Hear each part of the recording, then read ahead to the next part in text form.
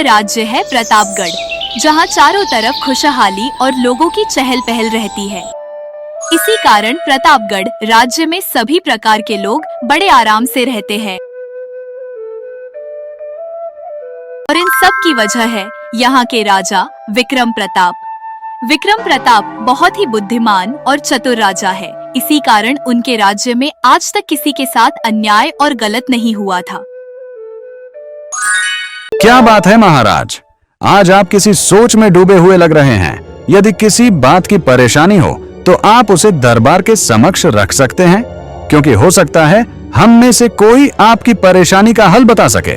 नहीं मंत्री, कोई बहुत गहरी समस्या नहीं है। बात कुछ ऐसी है कि जब कल हम अपने विश्राम कक्ष में विश्राम कर रहे थे तो हमारी महारानी ने हमसे एक प्रश्न अचानक पूछ लिया था और उस प्रश्न का जवाब हम अभी तक नहीं सोच सके हैं।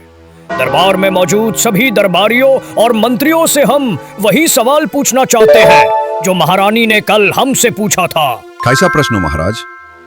तो बताइए कि ऐसा क्या है जो किसी मनुष्य के जीवन में यदि एक बार आ जाए तो फिर वो दिन प्रतिदिन आता ही जाता है और मनुष्य के मृत्यु के साथ ही समाप्त होता है।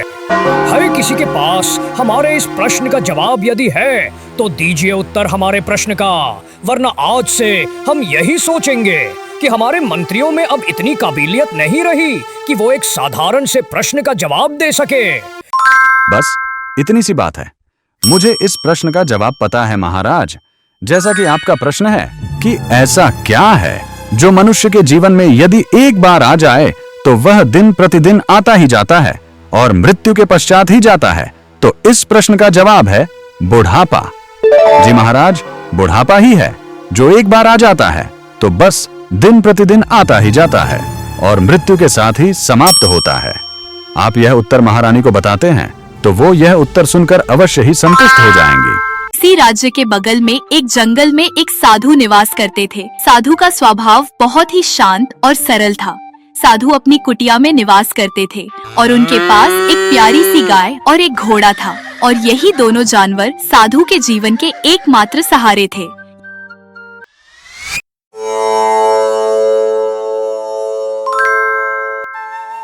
मंगल हो, सभी का मंगल हो। इस संसार में रहने वाले सभी प्राणियों का मंगल हो। हे ईश्वर, मेरी तुझसे यही प्रार्थना है कि सभी प्राणियों के मन से लालच, हिंसा और सभी बुराइयां समाप्त कर दे।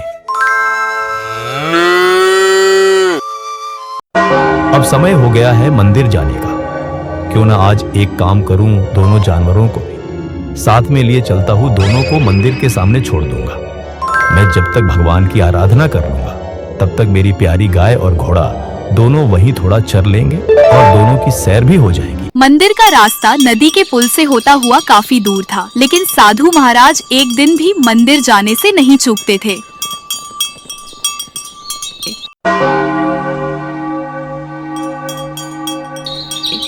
मंदिर पहुंचने के बाद उन्होंने अपनी गाय और घोड़े को बाहर चरने और घास खाने के लिए छोड़ देते हैं और भगवान के दर्शन करने के लिए मंदिर के अंदर चले जाते हैं। कुछ समय पश्चात जब वह बाहर आए तब उन्होंने देखा और बोले, अरे मेरी गाय और घोड़ा अचानक कहाँ गायब हो गए? दोनों के दोनों दिखाई नहीं दे रहे। कहीं ऐसा तो नहीं कि चारा खाते खाते बहुत आगे न निकल गए हो? हाँ, यही हुआ होगा, चढ़ते चढ़ते आगे बढ़ गए होंगे, इसीलिए कहीं दूर दूर तक नजर भी नहीं आ रहे। चलो आगे की तरफ खोजता हूँ, शायद वहीं चले गए हो। दोनों जानवर घास खाते खाते मंदिर से काफी दूर निकल आए थे और अभी भी किसी बात की फिक्र किए बिना आगे बढ़ते जा रहे थे। साधु महोदय इस बात से परेशान हो रहे थे कि आज पहली बार जानवरों को गांव की तरफ लाया हूँ। उन्हें तो जंगल वापस जाने का रास्ता भी याद नहीं है। यही सोचते हुए वह पूरे गांव में दोनों जानवरों की खोज करते रहते हैं। इसी नगर में एक बहुत ही लालची, कामचोर, दूसरों की पीड़ा को न समझने वाला साहूकार रहता था। वो था तो बहुत धनी, परंतु बेहद ही कंजूस प्रकृति का था। अरे भाग्यवान, सुनती हो कहाँ मर गई? हाँ हाँ, क्या है, आ रही हूँ। इतना क्यों चिल्ला रहे हो? जब देखो तो सुनती हो करते रहते हो। अब बोलो जल्दी, क्या है? तुमने जो एक गाय अपने मायके से मंगाई है ना, उसका चारा और भूसा मुझे बहुत महंगा पड़ रहा है, लेकिन फिर भी जाकर उसे थोड़ा चारा और भूसा डाल दो। मुझे बहुत सारा काम है। मैं तुम्हारे जैसे पूरा दिन बस आराम से पड़े पड़े बिस्तर नहीं तोड़ सकती। मैंने तुमसे बड़ा आलसी और नकारा आदमी आज तक नहीं देखा। वो तो मेरे कर्म फूटे थे जो मैं यहाँ तुम्हें झेल रही हूँ। और हाँ, ज्यादा हुक्म देने की जरूरत नहीं है, समझे तुम। मैंने तुमसे पहले ही अपनी गाय को ढेर सारा चारा और भूसा डाल दिया है, इतना सारा कि अब उसे कल तक चारा कम नहीं पड़ेगा। हाँ, तुम तो मेरी कोई बात ध्यान से सुनती ही नहीं हो। मैंने कहा थोड़ा सा ही चारा डालना है, कहीं तुमने बहुत अधिक चारा तो नहीं डाल दिया। अजी इतना भी क्या, कंजूसपन दिखाना। आखिर वो एक पशु है, जब पेट भर खाएगी ही नहीं तो दूध कहाँ से देगी। अपनी हड्डियों से मक्खी चूस नहीं तो। तुम खुद ही जाकर देख लो, कहीं कलेजा न फट जाए तुम्हारा।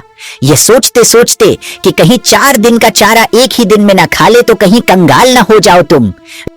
लगता है मुझे ही देखना पड़ेगा। साहूकार अपनी लालची और कंजूस प्रकृति के होने के कारण घर से बाहर आता है, यह देखने के लिए कि कहीं अधिक चारा और भूसा तो नहीं डाल दिया भाग्यवान ने। क्योंकि साहूकार बेहद ही कंजूस था, साथ में थोड़ा मूर्ख भी था। और बाहर आते ही उसकी नजर इन दोनों जानवरों पर पड़ती है।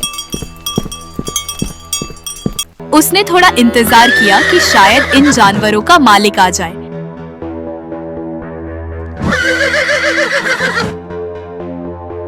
लंबे समय तक जब कोई नहीं आता तो लालची साहूकार के मन में लालच आ जाता है। यही सब सोचकर उसने दोनों को पकड़कर खूंटे से बांध दिया और अपनी पत्नी को इस बात की जानकारी देने अंदर चल गया। वहीं दूसरी तरफ लगातार 2 दिन तक चारों तरफ खोज करने के बाद साधु भी आज उसी घर के सामने से गुजर रहे थे। तभी उनकी नजर अपने दोनों जानवरों पर पड़ी। गाय और घोड़े को खूंटे से बंधा देखकर आश्चर्य में पड़ गए। उसी समय साहूकार बाहर आया और जानवरों की रस्सी खोलकर बाजार की तरफ ले जाने ही वाला था कि साधु महोदय बोले, हे सज्जन पुरुष, क्या तुम्हें यह मालूम नहीं है कि ये दोनों पशु किसी अन्य व्यक्ति के हैं? तो तुमने मेरे जानवरों को क्यों बांध रखा है? यह दोनों पशु मेरे हैं। कृपया करके इन्हें खोल दो, जिससे मैं इन्हें अपने साथ ले जा सकूं। अरे ये तुम क्या बोल रहे हो पाखंडी साधु? ये दोनों जानवर मेरे ही हैं, क्योंकि मैंने इन्हें आज से 10 साल पहले एक बाजार में से खरीदा था। तुम इन्हें अपने जानवर बताकर मुझे लूटना चाहते हो। मैं साधु और महात्माओं का बहुत सम्मान करता हूँ, इसी कारण मैंने अभी तक अपमानजनक शब्दों का प्रयोग नहीं किया है। और यदि तुम अपनी सलामती चाहते हो तो यहाँ से फौरन चले जाओ। मैं तुम्हें ये जानवर नहीं दूंगा। जो करना है कर लो, चलो जाओ यहाँ से। किसी दूसरे के पशुओं को जबरन अपना कहते तुझे शर्म नहीं आ रही लालची साहूकार? अब तुम्हारा फैसला तो राजा विक्रम प्रताप ही करेंगे। साधु बहुत ही शांत और सरल स्वभाव के थे, इसलिए उन्होंने साहूकार से ज्यादा बहस नहीं की और वह सीधे वहां से चलकर महाराज से मदद मांगने उनके महल पहुंचते हैं।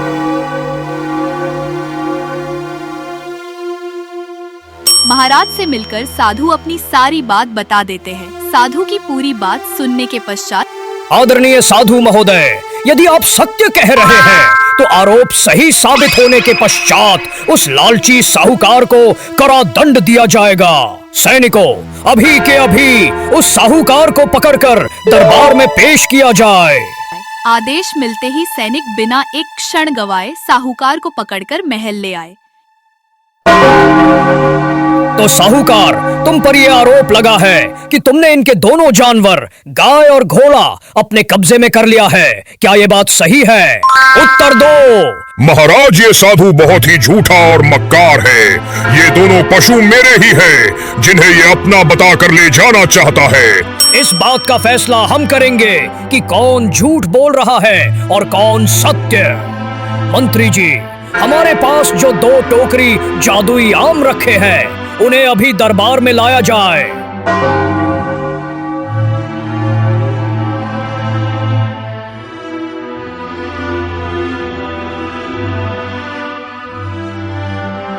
अब एक टोकरी आम साधु महोदय को और दूसरी टोकरी साहूकार को दी जाए।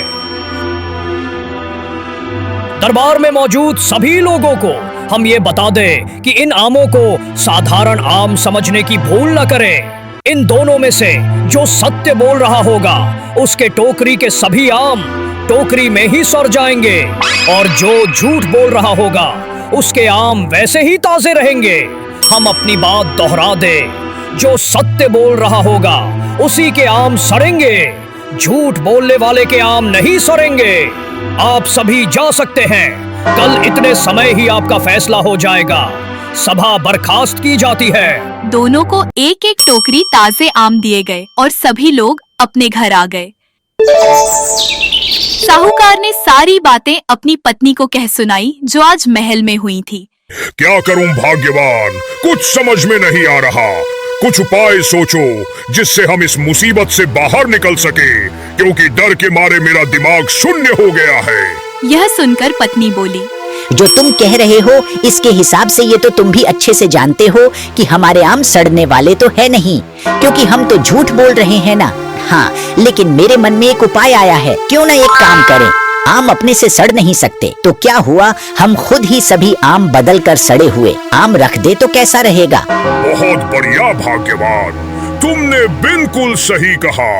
यदि आम अपने से नहीं सड़ सकते तो हम खुद ही अच्छे आमों की जगह सड़े हुए आम रख देंगे। हाँ, यही सही रहेगा। अब महाराज से बचने का एकमात्र उपाय यही है कि इन सभी आमों को सुबह होते खुद ही बदल दिया जाए।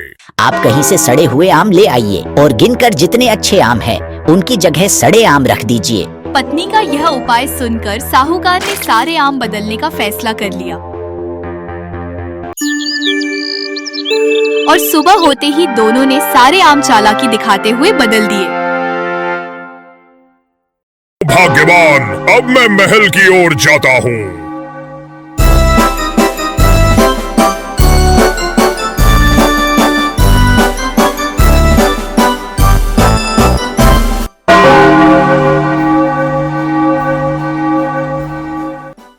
ये देखिए महाराज, मेरे सभी आम सड़ चुके हैं क्योंकि मैं सत्य बोल रहा था। सैनिकों, इस लालची साहूकार को अभी हिरासत लिया जाए, क्योंकि ये कोई जादुई आम नहीं थे। मुझे माफ कर दीजिए महाराज, मैं लालच में अंधा हो गया था। मुझे क्षमा कर दीजिए महाराज, ऐसा दोबारा कभी नहीं होगा।